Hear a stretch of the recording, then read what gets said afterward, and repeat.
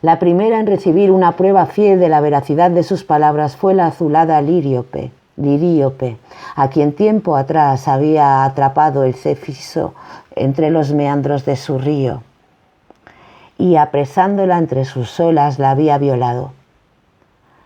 La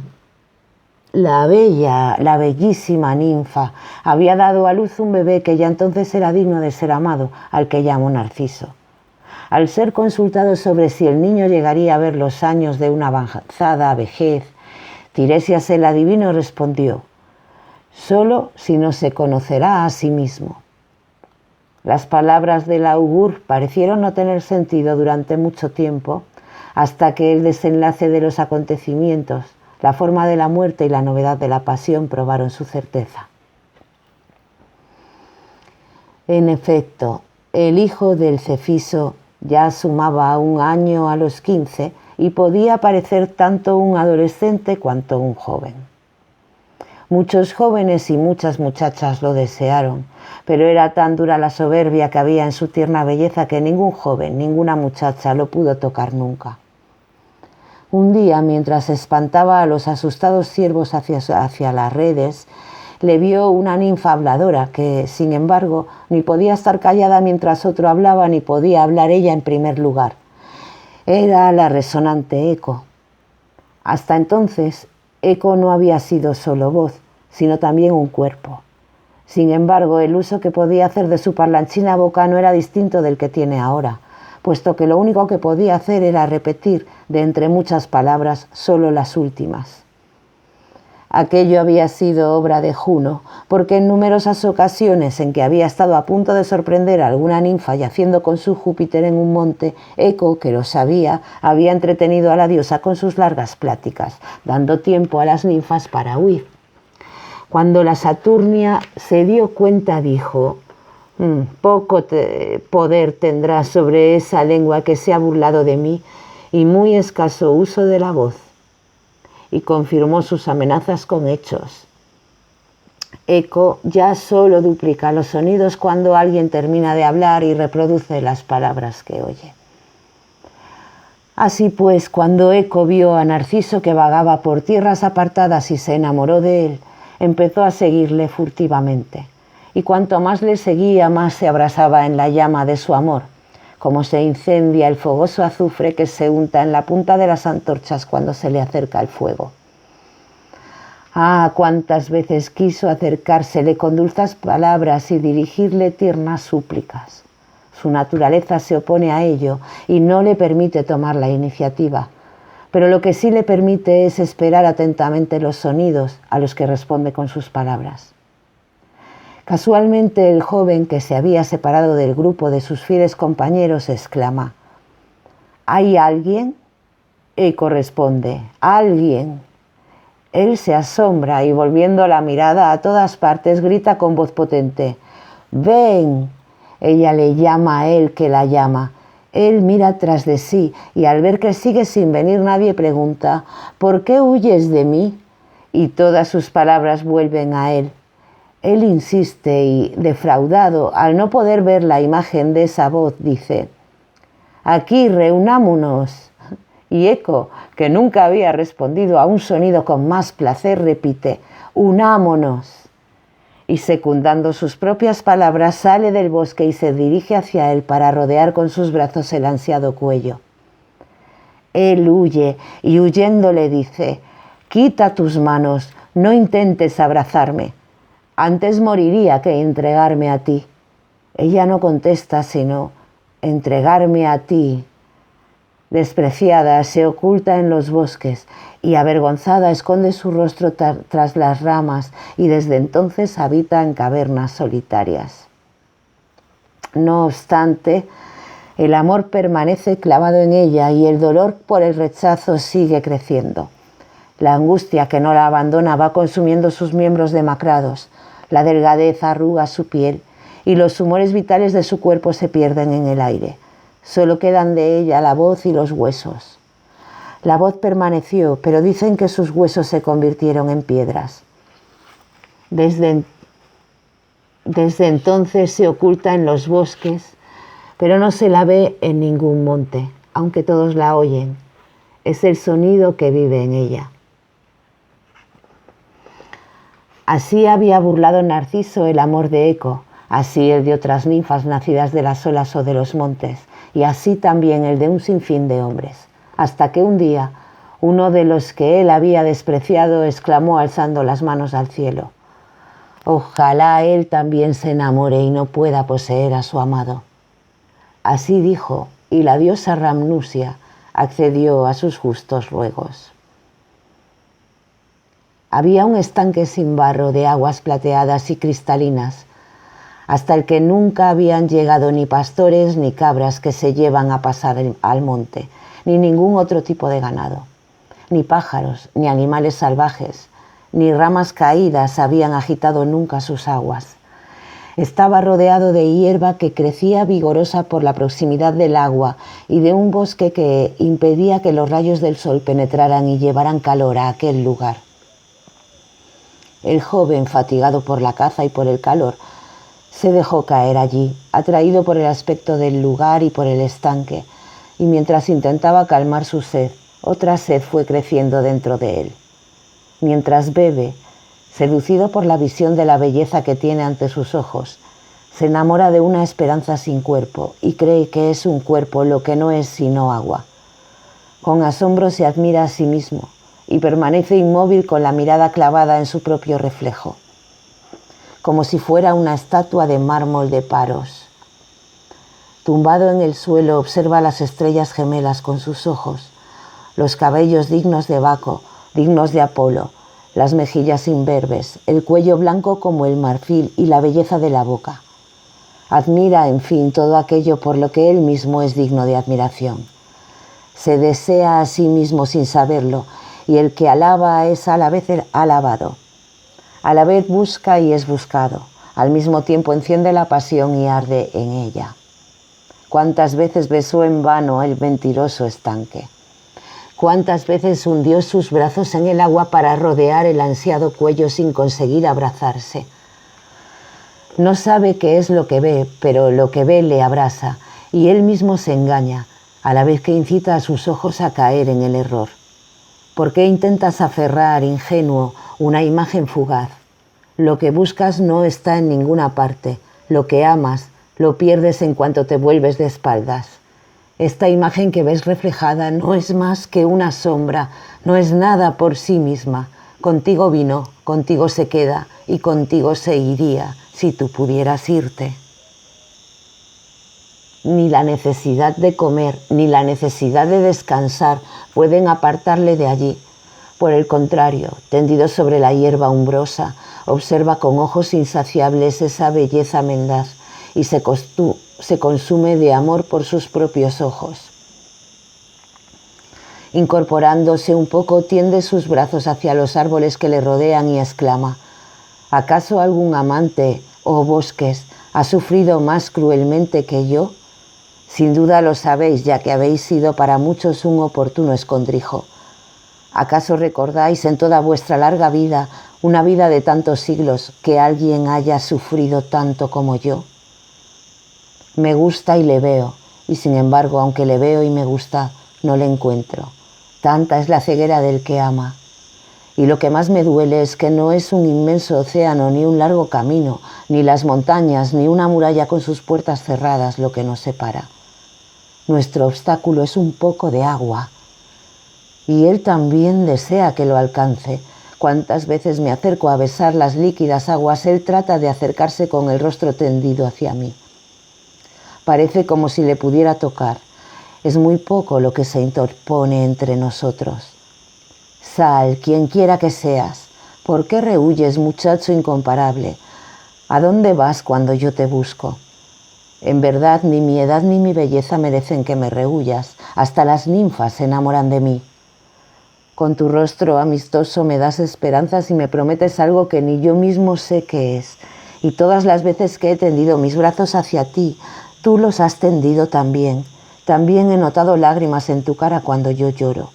Si hago un gesto con la cabeza, tú me lo devuelves. Y por lo que sospecho del movimiento de tus bellos labios, pronuncias palabras que no llegan a mis oídos. Pero si es que soy yo. Ahora me he dado cuenta y ya no me engaña mi reflejo. Ardo de amor por mí, a la vez despierto la pasión y soy arrastrado por ella. ¿Qué hago?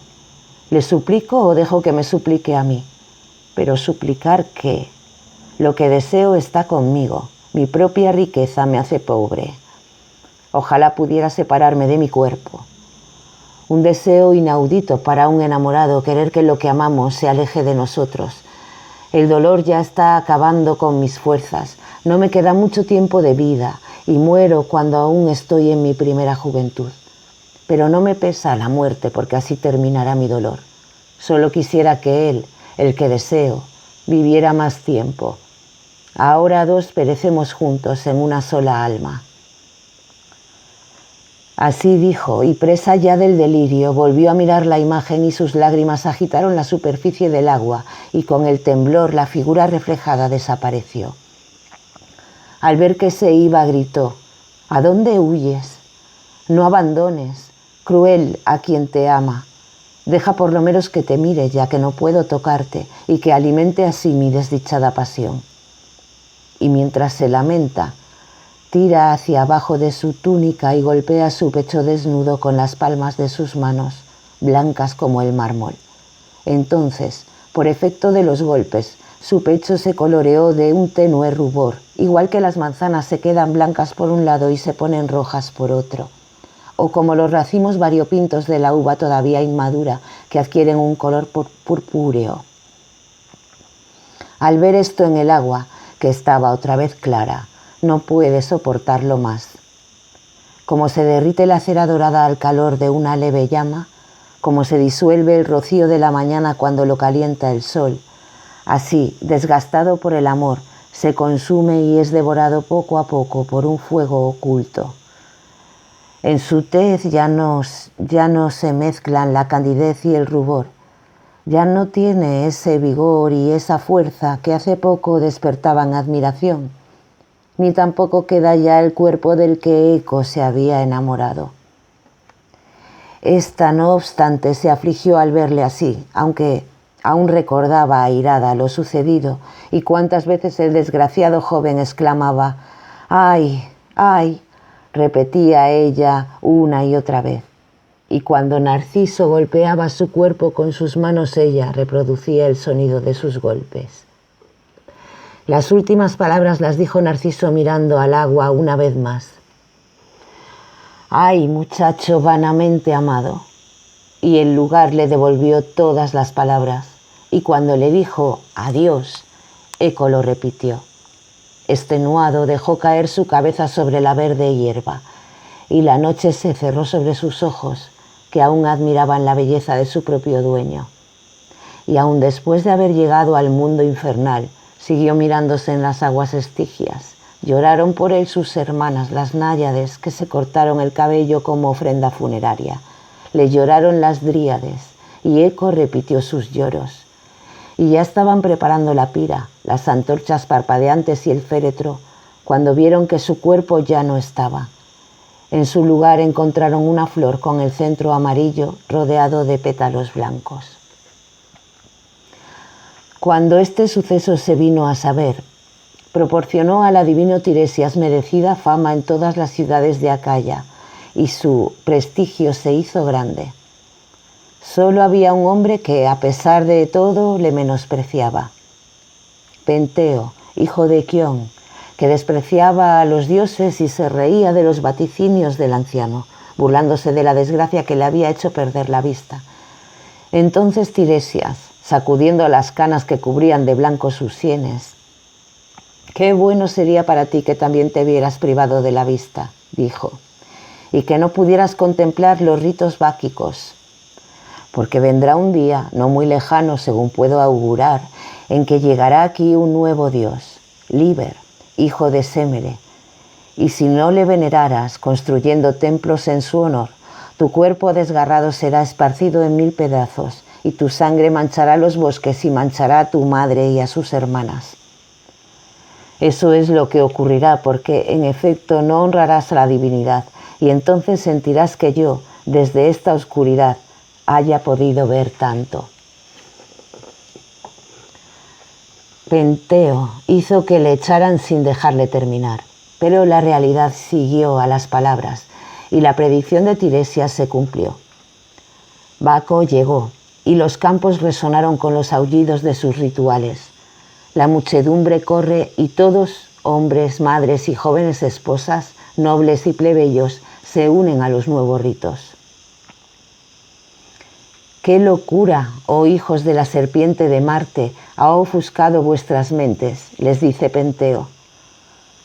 ¿Tanto poder tiene sobre vosotros el sonido del bronce golpeado con el bronce, las flautas de retorcido cuerno y las ilusiones de la magia, como para que aquellos que nunca han temido ni las espadas guerreras, ni a las trompetas que anuncian la batalla, ni a los ejércitos cargados de armas, caigan ahora vencidos por voces de mujeres, por el delirio del vino, las bandas obscenas y el sonido de huecos tambores? Debería sorprenderme más de vosotros, ancianos, que después de haber navegado tanto tiempo por el océano y haber fundado esta segunda Tiro, estableciendo aquí la patria de vuestros penates, ahora os rendís sin ni siquiera tomar las armas. ¿O acaso de vosotros, jóvenes de la nueva generación más cercana a la mía, para quienes sería más propio empuñar un arma y no un tirso y cubrirse la cabeza con un yelmo y no con guirnaldas? Yo os pido que recordéis de qué raza descendéis y que retoméis el valor de aquella serpiente que, sola frente a muchos, dio muerte a sus adversarios.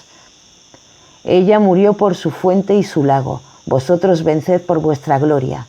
Ella dio muerte a los fuertes, expulsad vosotros a los débiles y salvad el honor de vuestra patria. Y si es que los hados prohíben que Tebas sobreviva por más tiempo, ojalá fuesen hombres y máquinas de guerra los que derribasen sus murallas y resonaran el hierro y el fuego. De esa forma estaríamos acabados, pero sin deshonor. Nuestra suerte sería digna de lástima, pero no tendríamos que ocultarla, y nuestras lágrimas no serían de vergüenza. Ahora, en cambio, Tebas es conquistada por un muchacho desarmado que no se interesa ni por las guerras, ni por las armas, ni por el manejo de los caballos, sino solo por llevar el pelo impregnado de mirra y recubrirse de delicadas guirnaldas, de púrpuras y de ropas variopintas entretejidas de oro. Pero a ese voy a cogerle yo muy pronto. Vosotros apartaos. Y confesará que se atribuye un padre falso y que sus ritos son pura invención. ¿Es que, acaso, mientras que Acrisio ha tenido el valor de despreciar a este falso dios y de cerrar las puertas de Argos ante su llegada, Penteo va a morirse de miedo ante este extranjero junto con toda Tebas? Marchaos deprisa, ordena a sus criados. Marchaos y traedme encadenado al cabecilla. Haced lo que os ordeno y no tardéis. Su abuelo Cadmo, Atamante y todo el resto de los suyos condenan su actitud y en vano se esfuerzan por contenerle.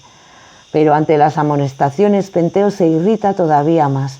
Su rabia reprimida se aviva y crece, y al intentar frenarlo consiguen precisamente lo contrario. De igual manera yo he visto cómo un torrente fluía apacible y con poco estrépito mientras nada impedía su camino. Pero cuando algún tronco o una piedra atravesada frenaban su corriente, corría espumoso y burbujeante, enfurecido por el obstáculo. Y he aquí que los siervos regresan todos ensangrentados y al preguntarles su amo dónde estaba Baco, dicen que no le han visto. Pero dicen, hemos capturado a este hombre que es su acompañante y servidor durante los ritos. Y le presentan a un hombre con las manos atadas a la espalda, un tirreno que se había unido al cortejo sagrado del dios. Penteo le mira con ojos que la ira hace terribles, y a duras penas puede ya diferir el momento de castigarle. Entonces le dice, tú, que vas a morir y con tu muerte servirás de escarmiento a los demás, dinos cuál es tu nombre, el nombre de tu padre y el de tu patria, ¿y por qué asistes a estos ritos de reciente nacimiento? Él, sin ningún miedo, respondió, mi nombre es Acetes, soy de Meonia, y mis padres eran humildes gentes del pueblo. Mi padre no me dejó campos para labrar con robustos bueyes, ni rebaños de lanudas ovejas, ni ningún otro tipo de ganado. Él mismo era pobre y solía atrapar peces con un sedal y un anzuelo y sacarlos del agua palpitantes con la caña. Su oficio era toda su riqueza. Cuando me lo traspasó, me dijo: «Recibe tú, que eres mi heredero y mi sucesor en el trabajo, toda mi fortuna». Y al morir no me dejó sino el agua del mar. Esa es la única posesión que puedo llamar paterna. Después, yo, para no quedarme pegado siempre a los mismos escollos, aprendí a gobernar con mi mano el timón de una nave y a reconocer la estrella de la cabra Olenia, anunciadora de la lluvia, y también a Taígete, a las Híadas y a la Osa, y aprendí cuáles eran las casas de los vientos y los puertos más seguros para los barcos.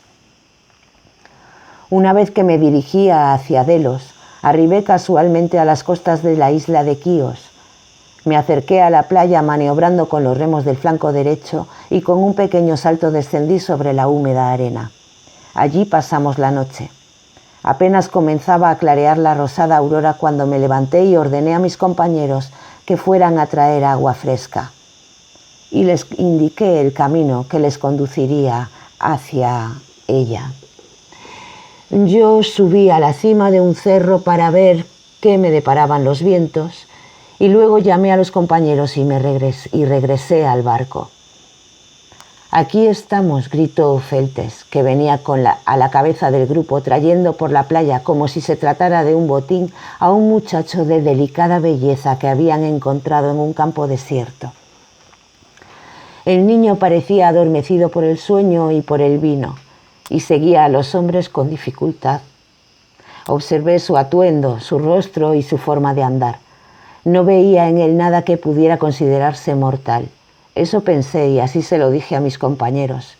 No sé qué Dios hay en este cuerpo, pero en este cuerpo hay un Dios. Quien quiera que seas, muéstrate propicio y asístenos en nuestras fatigas, y perdona también a estos. «No te molestes en rezar por nosotros», dijo Dictys, que era el más rápido en trepar hasta la cima de los mástiles y volver a bajar descolgándose por una cuerda. Libis, el rubio, aprueba sus palabras y también Melanto, el vigía de proa, y también las aprueba Alcimedonte y Epopeo, y con su voz marcaba el ritmo de los remos y alentaba los ánimos de los remeros. Tal era su ciego afán de botín.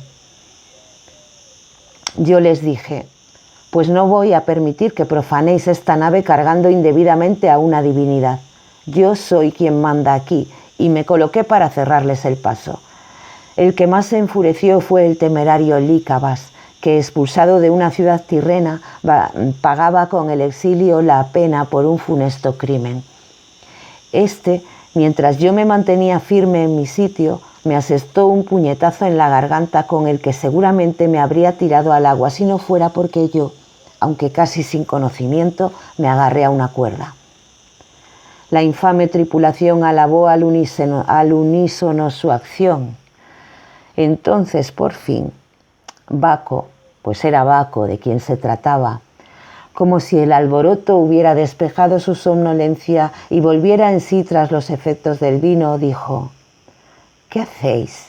¿Qué son esos gritos? Decidme, marineros, ¿cómo he llegado hasta aquí?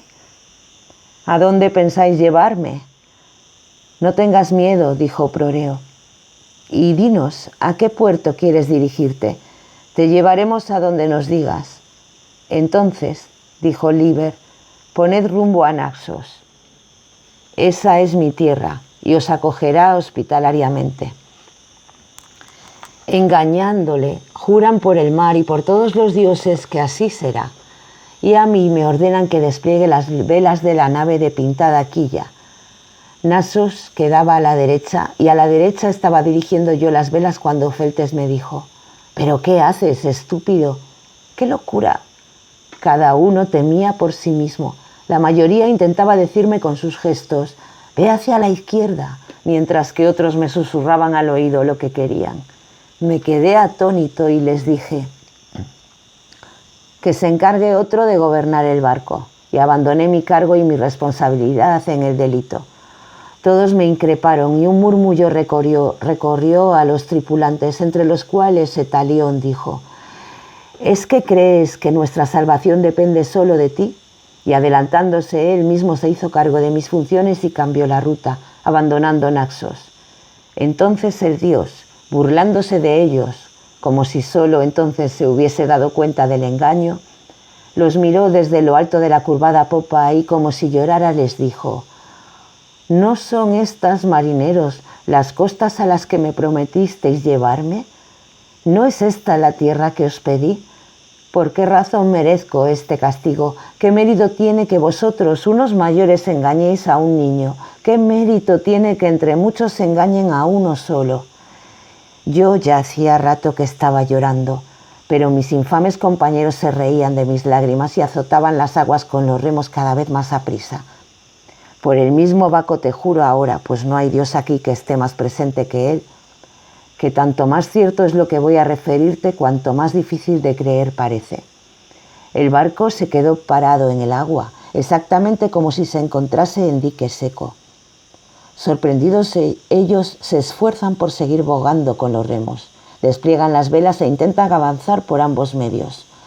Plantas de hiedra atrapan los remos y trepan por el barco serpenteando en una maraña de espirales y adornan las velas con festones cargados de racimos. Él, con la frente coronada por una guirnalda de uvas y pámpanos, agita una vara recubierta de frondosa vid.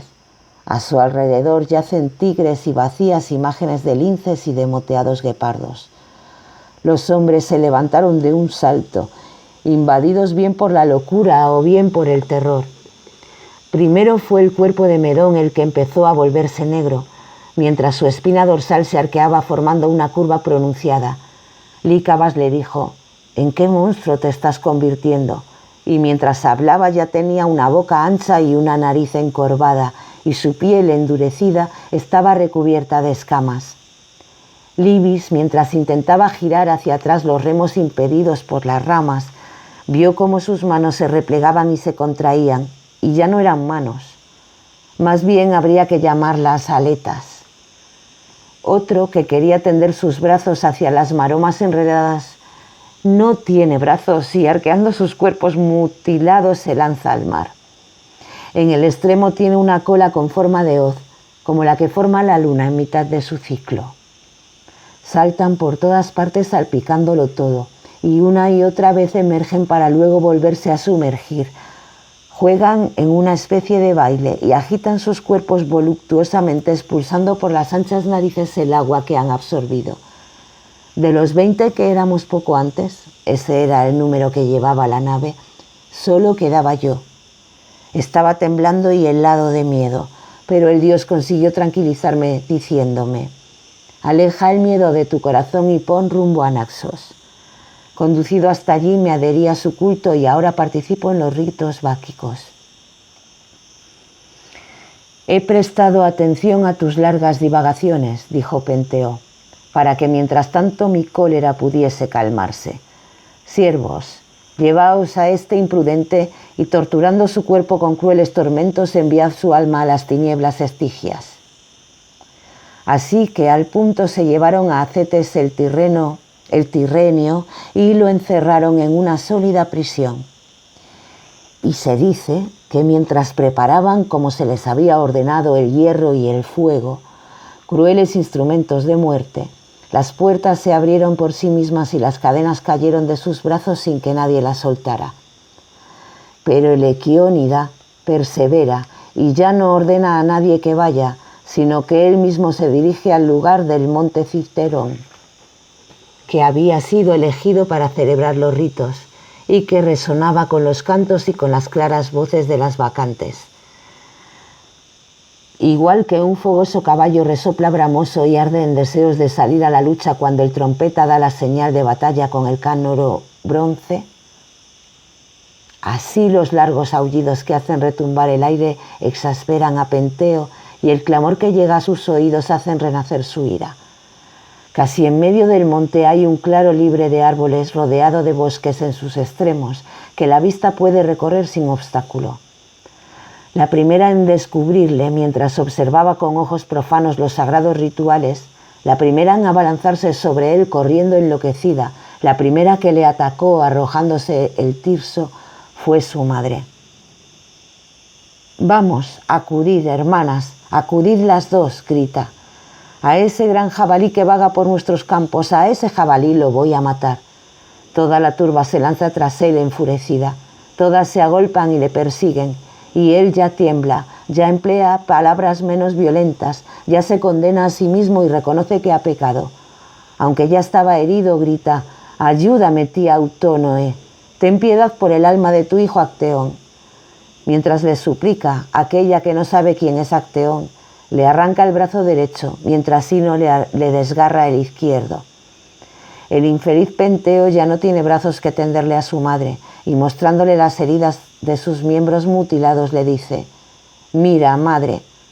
Al verlo, Agave lanza un aullido y se lanza sobre su cuello, zarandeándolo de un lado a otro y agitando los cabellos de su cabeza separada del tronco.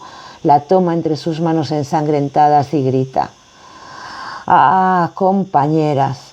Esta victoria es obra nuestra». Con la misma rapidez con que el viento se lleva las hojas de las copas de los árboles, cuando apenas se agarran ya a las ramas, tocadas por el frío del otoño, el cuerpo del hombre fue desgarrado por impías manos. Prevenidas por este ejemplo, las tebanas practican los nuevos ritos y visitan los templos sagrados en los que ofrecen incienso.